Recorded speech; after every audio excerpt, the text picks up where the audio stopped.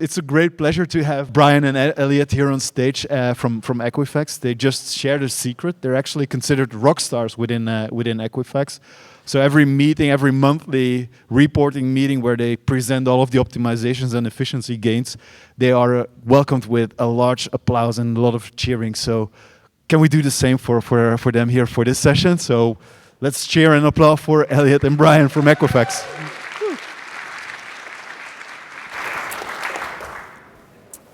Great. Thank you, everyone. Appreciate you attending our event today. I'm Elliott Devenport. I joined EWS Finance back in 2019.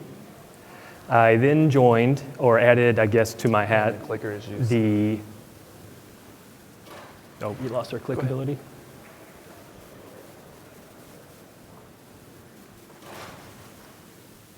Oh, is it because your cursor's on the other side? Still no good. You want to try it? Hey, there it is. All right, we're back. All right.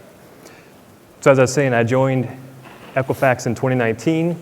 I then joined our FinOps group in 2020. My name is Brian Chukwu-Smith. I joined Equifax Workforce Solutions in 2020. I am a site reliability engineer, and I'm our lead FinOps practitioner. And no, we cannot help you with your credit report. Sorry, guys. So wanted to open things up with just a question for the audience here. And say, raise your hand if you can think of a time of an incomplete optimization that could have been completed in a couple days and would pay for the average cost of an engineer salary for an entire month. Well, how can this be right? And obviously, everyone who's going through their cloud journey runs into these issues of prioritizing events. And obviously that leads to kind of why we're here today to talk about how we feel like we've identified a way to break the iron triangle.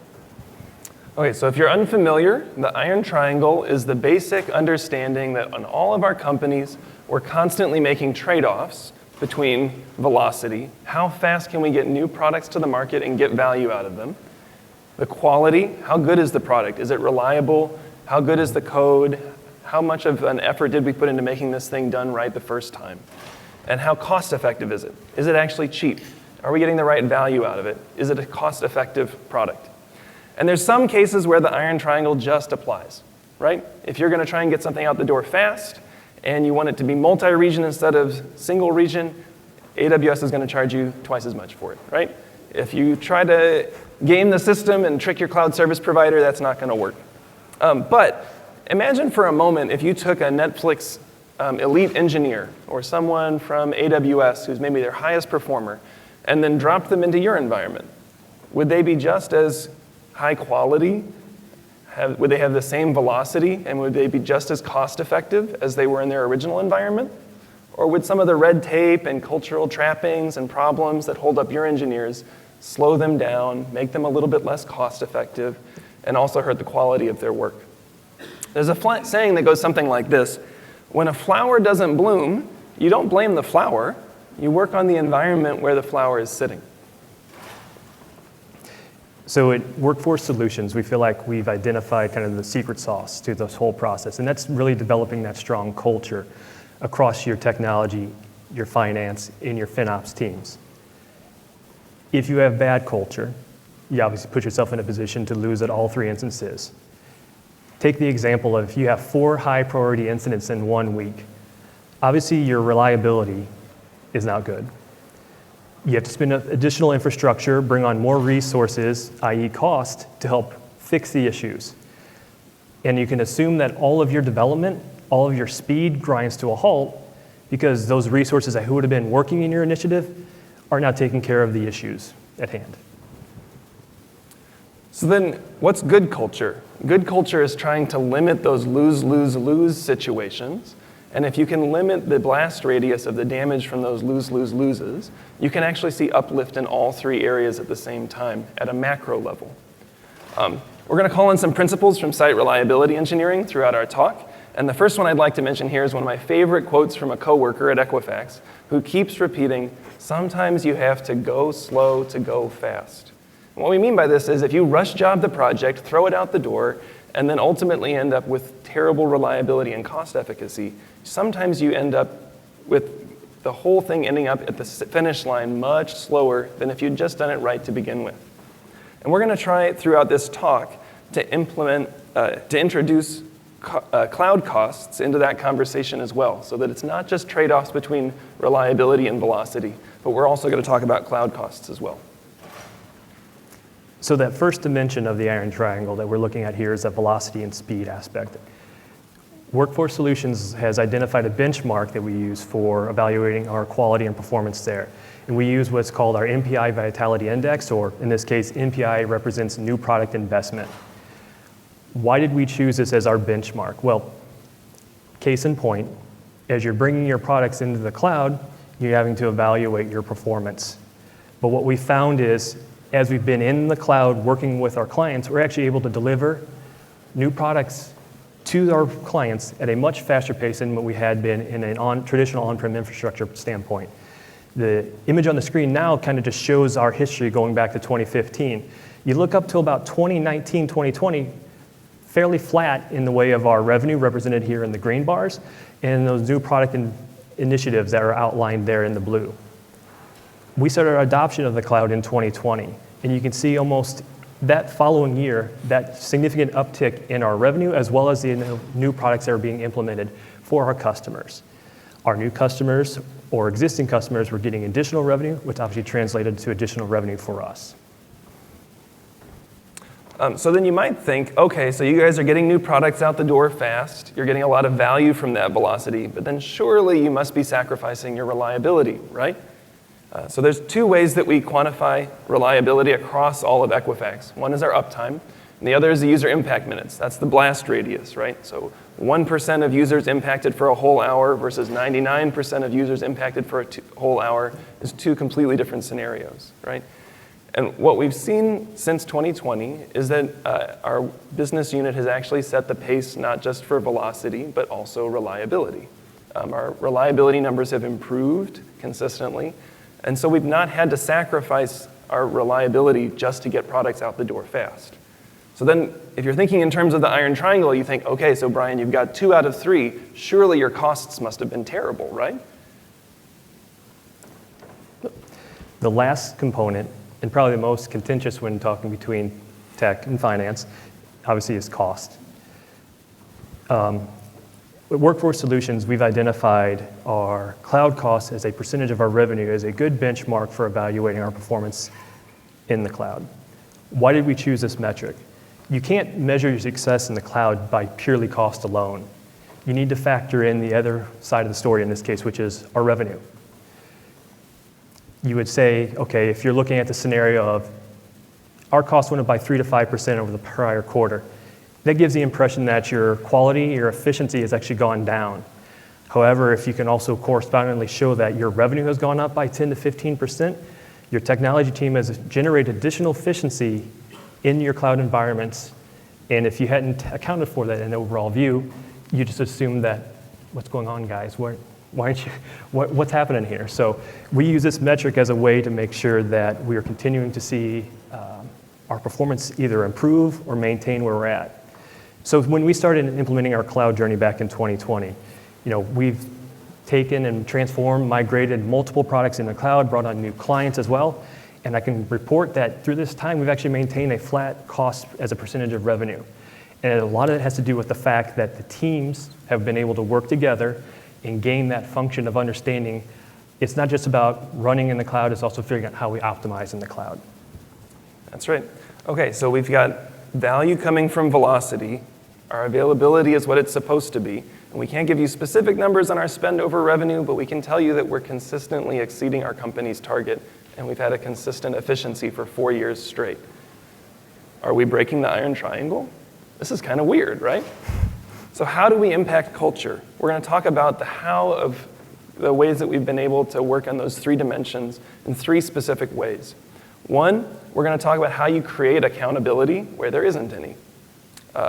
2, and this is something that's particularly big to me as an SRE, what wakes me up at the beginning of the day is that I personally hate processes that incentivize dysfunction.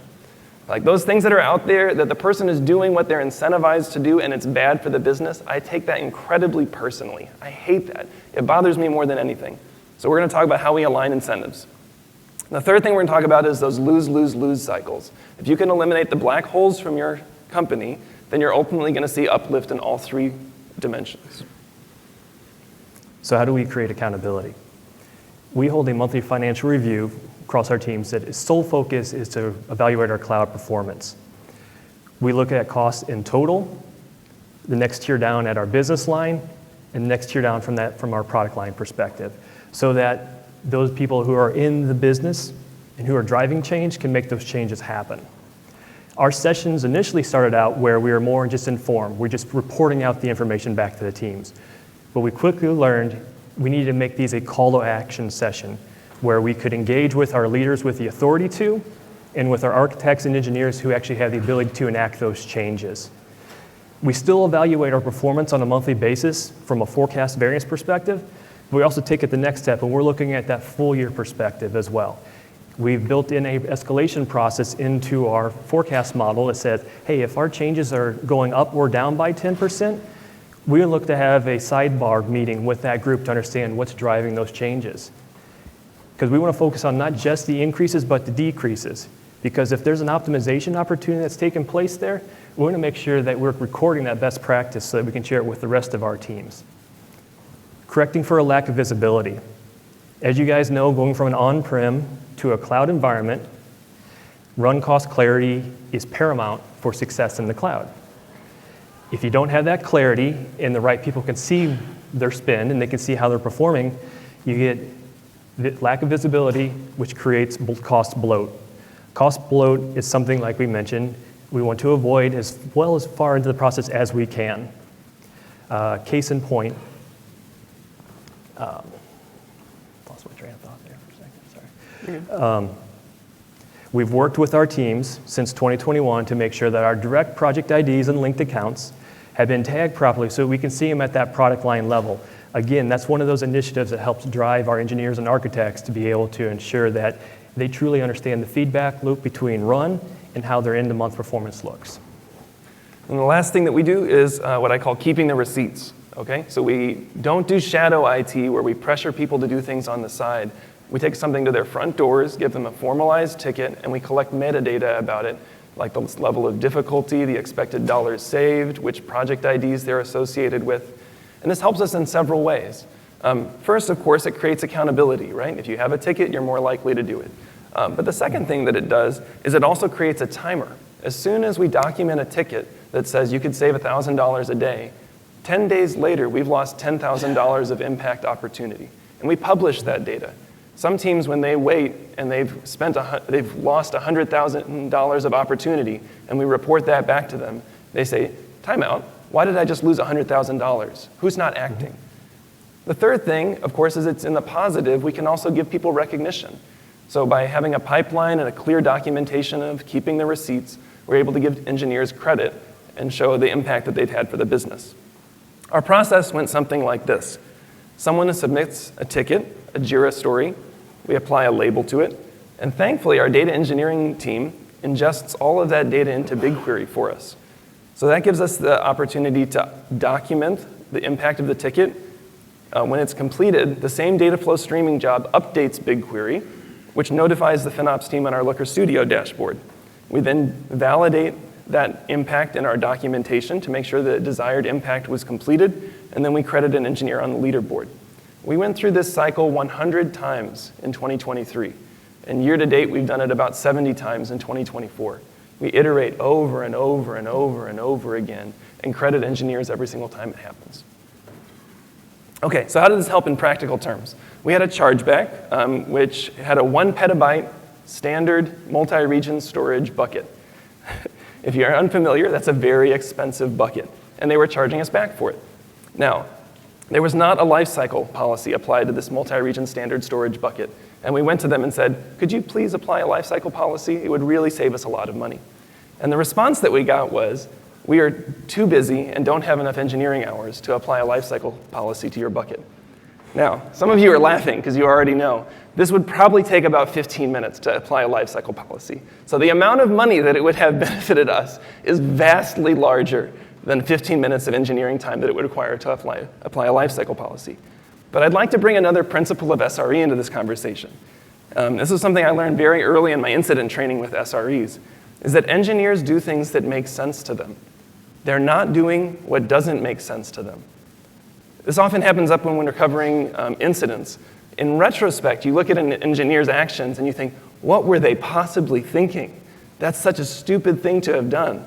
But in the moment, they weren't doing it because they thought it was stupid. They're doing what made sense to them. So can we stop for a moment and ask, why did it make sense to this engineer that they were not applying a lifecycle policy? Does anyone have an idea?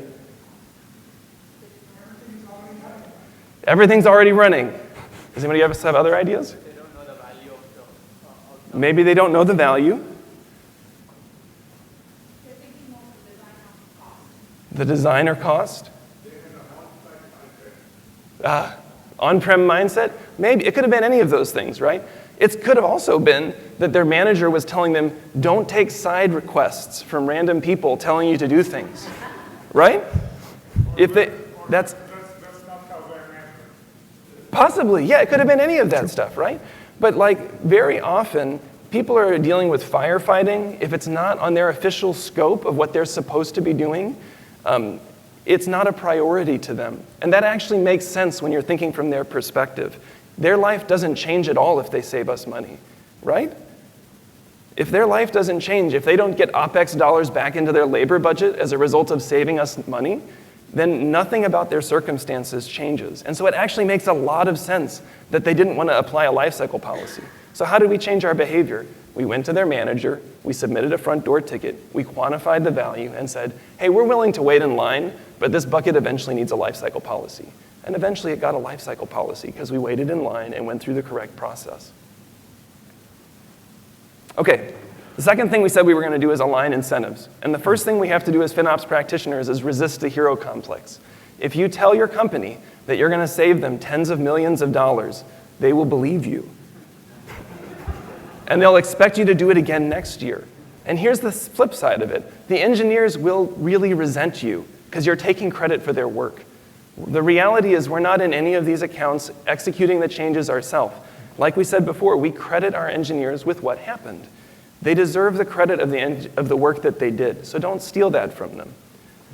When they take action, so at the end of every year, around the time that end of year reviews occur, I send about 10 to 15 emails out. And I email an engineer and their direct manager, and I say, hey, this person saved you X hundreds of thousands of dollars in cloud costs this year. I thought you would like to know. It takes me about an hour.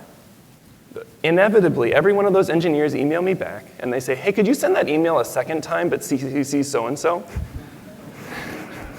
They really care about this stuff, okay? And about halfway through the year this year, the same data engineer that I recognized last year came back to me and said, hey, Brian, your cloud cost recognition dashboard, it has the wrong name on it.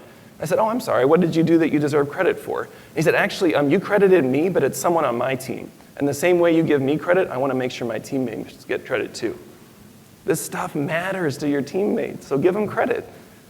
So the second thing we did was we gamified for value. I get that everybody's trying to reduce costs, but when we measure our business leaders, we want to measure their unit cost. We compete with them and we say, hey, what's your percentage unit cost increase or decrease this year? And then we line them up against each other. It really helps. And then the third thing, and then I'll turn it over to Elliott, is that we advocate for our stakeholders. We expect a lot out of our architects on product lines, and when they come back to me and tell me the process isn't working correctly, we speak up for them. And the same thing for our product engineering leads. Developing trust between tech and finance is huge for this process to be successful. As Brian alluded to earlier, if an engineer, an architect just assumes that if they save money, that finance is going to just take it from them, they're not going to bring those things to the surface. That's something that we have to make sure we realize the value across the organization that takes place there. There's a component of stability that has come with this because we started in this process right around the same time. We've been working together 4 years on this. Brian has educated me on some of the engineer aspects of it. I even have my engineer certification from FinOps now, thank you guys. And at the same time, Brian and I have worked together to understand kind of the cost margin aspect of business for our organization. That is also translated down to our leaders within the business, as well as our architects and engineers. There's importance that we put around our forecast accuracy that we kind of alluded to earlier in our monthly financial reviews. They understand the value of trying to hit that number as close as possible, because if you have a forecast that's too high, obviously you're going to come in favorable. That looks great initially, but what does that do to you for long term? On the opposite side of the spectrum there, if you're not being informed of if there's uplift in expense because of initiatives that are taking place, you don't have that factored into your plans either. So at the end of the day, forecast accuracy is key for our groups, and they understand that, because if they aren't trying to hit that number, then ultimately there's dollars that are being diverted and reprioritized to go work somewhere else. The last component on this slide here, accepting some inefficiency for greater value. We've learned short-term inefficiency with long-term payoff is huge for us to hit some of our initiatives, target optimizations on an annualized basis. Case in point, we had one of our regular groups come to us in the middle of last year, indicating that, hey, I've got a decent-sized project here that I anticipate will run 4 to 6 months, but the end result of that process will obviously reset our baseline in one of our shared platforms.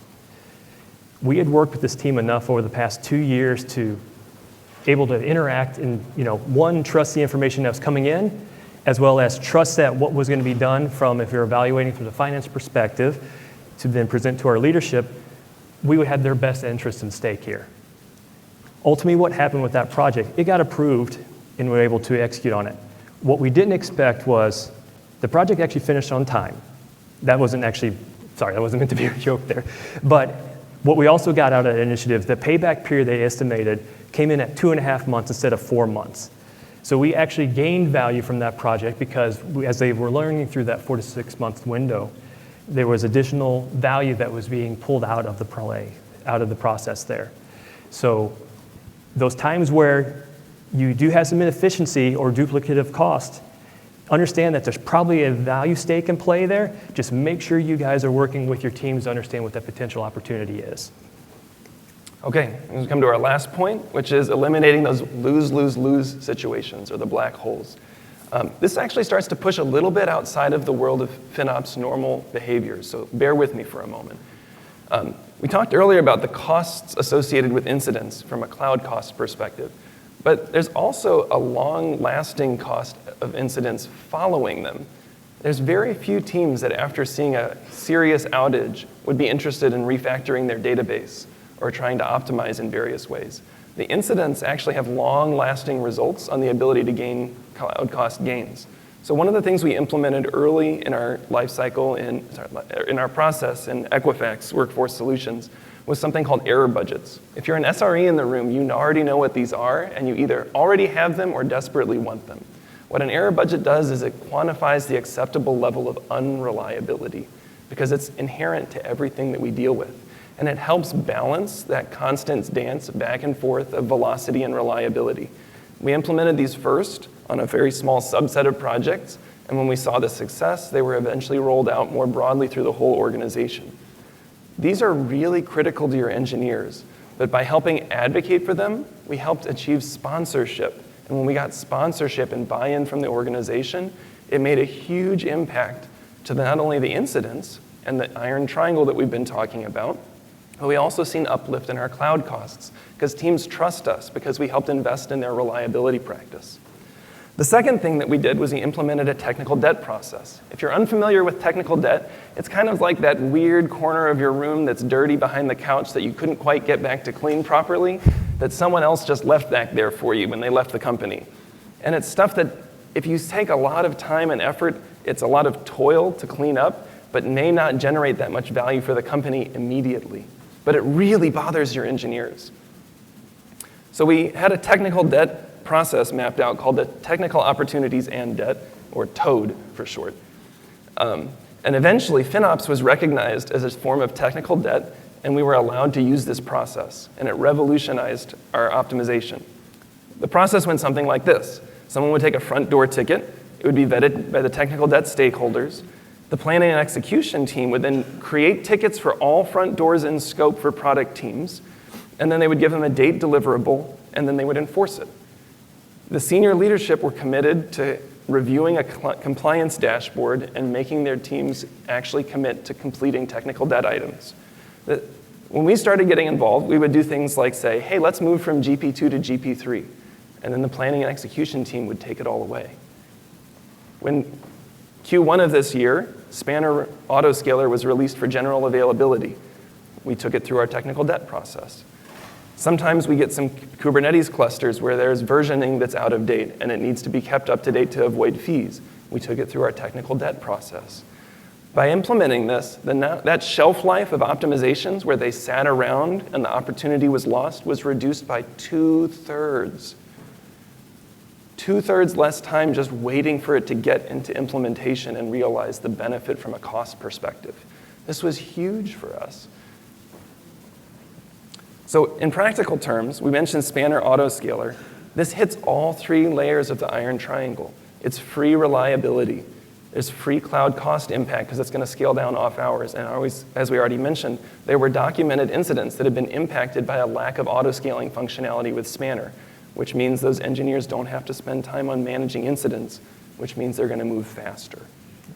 Okay? There were 6 teams in scope. Some of them finished it in 2 weeks because they were so excited. Other ones took them a couple of months. But now, by June, all the teams in scope have managed Spanner Autoscaler in place. This was great for us. So we already kind of talked about cloud spend and creating that cloud cost clarity.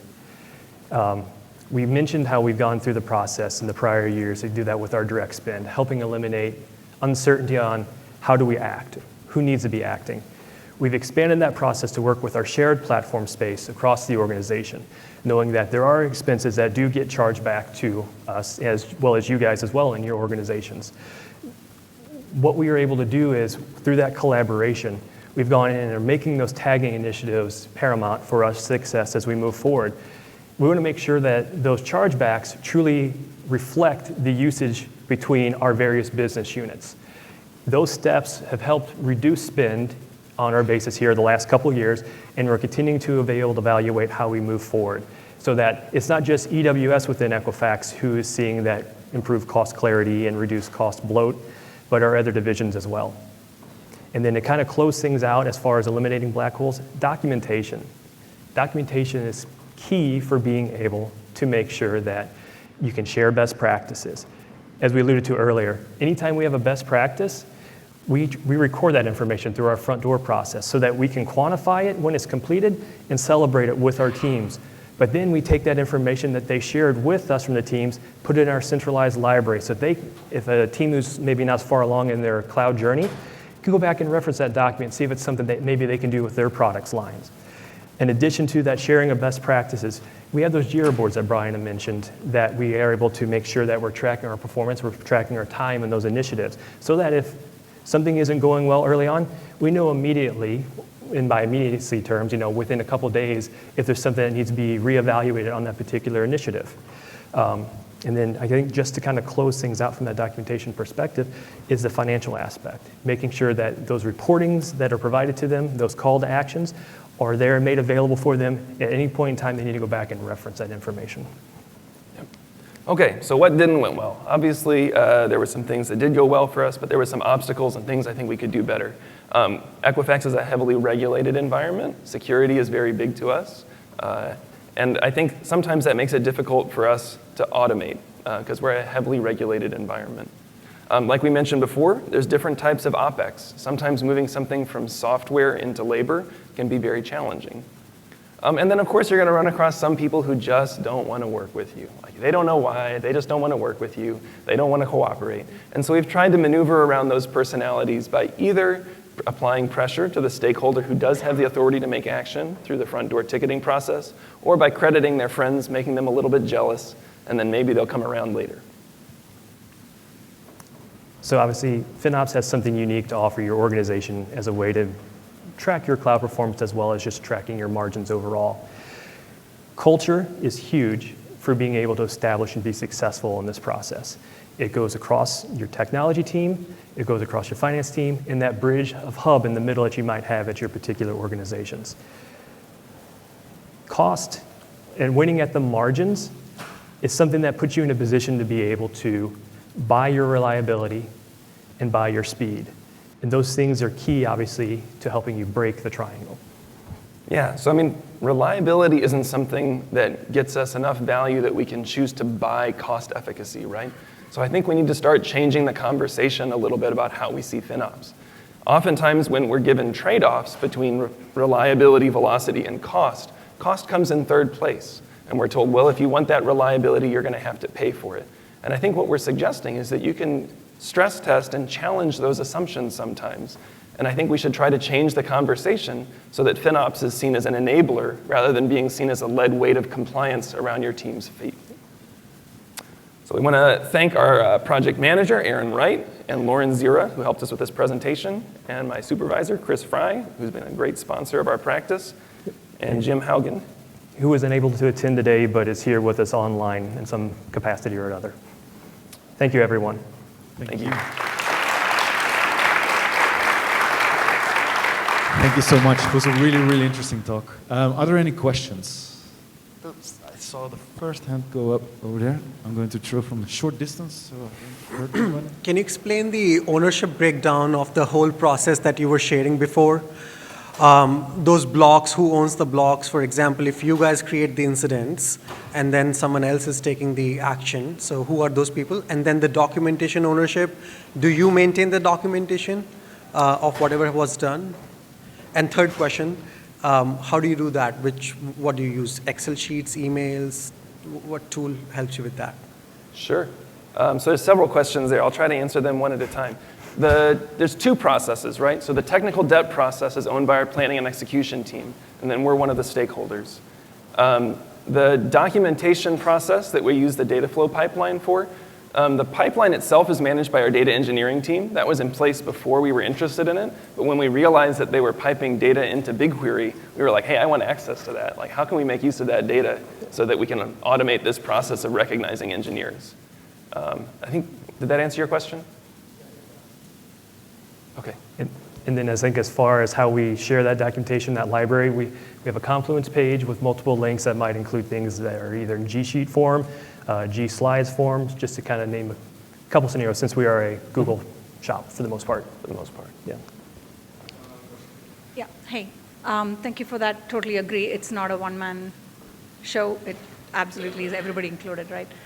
I'm really curious if you could elaborate on the whole budget versus optimization and how your finance team deals with it. Like, we go through a process where we're like, oh, you do the optimization, the next year finance comes along and goes, awesome, you saved this much, now your budget is the new lower level.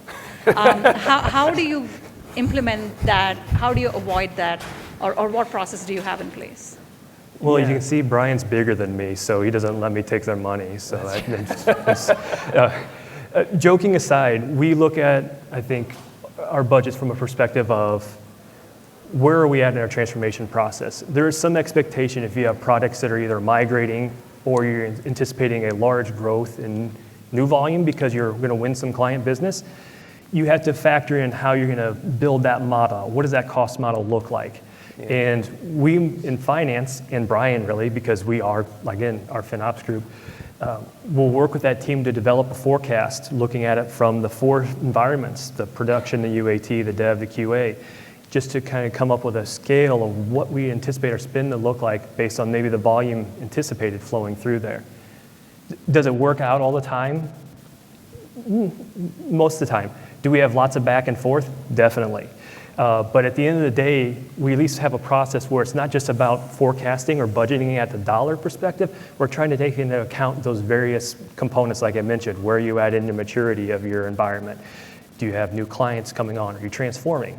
Brian, anything else that I missed there on that one? I think you do have to kind of understand it from two perspectives, because from the technology side, we take it personal, right? We're like, hey, you guys are taking our budget away again? And I think when we approach finance that way, usually what I hear from other, like it wasn't just Elliott, various members of finance say, hey, Brian, budgets change all the time. Like, budgets change all the time. This is a financial reality. That's why we're paid to manage finances. And I've had to accept that on some level. What I've also tried to do is give a voice to the stakeholders from the technology side. So when they say, hey, your budget's going to go down 10%, I'll say, do you understand what it's going to cost the technology leader to do that? And so I try to quantify all those tickets in those 100 that we did in 2023. I try to quantify the engineering hours required and how that's changed year over year. And then I say, okay, it's going to take 2,000 engineering hours this year to achieve the target that you're looking for. Are you comfortable with that? Can we have a FinOps labor fund? So we try to push back a little bit and make sure that the business is talking to itself properly. You can't always avoid all trade-offs, but I think if they understand the invested stakeholders, then they'll make the right decisions generally. Here on the right. Yeah.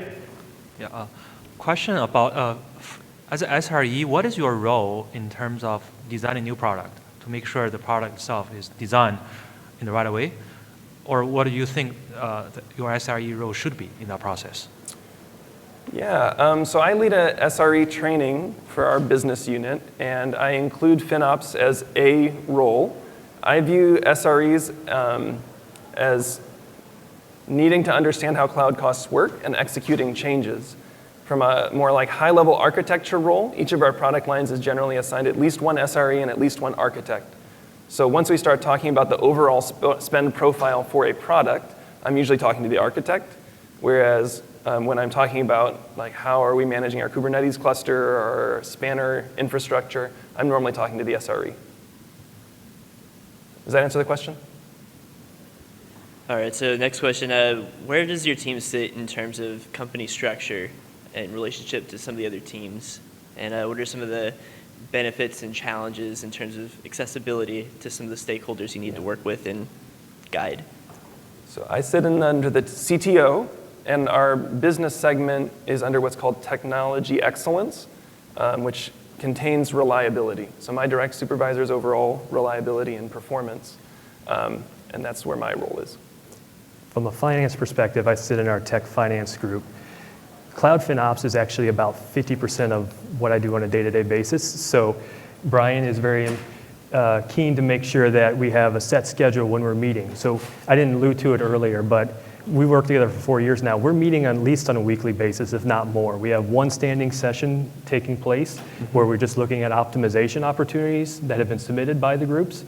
We might also have sessions come up because there's an incident that takes place, and we might have to evaluate what the cost impact of that is. So, like I said, I don't want to call it a full-blown matrix environment, but there's an extent where a piece of us, I think, both sits in the FinOps hub from that perspective. That's correct. Yeah. Yep. Yeah, a couple questions.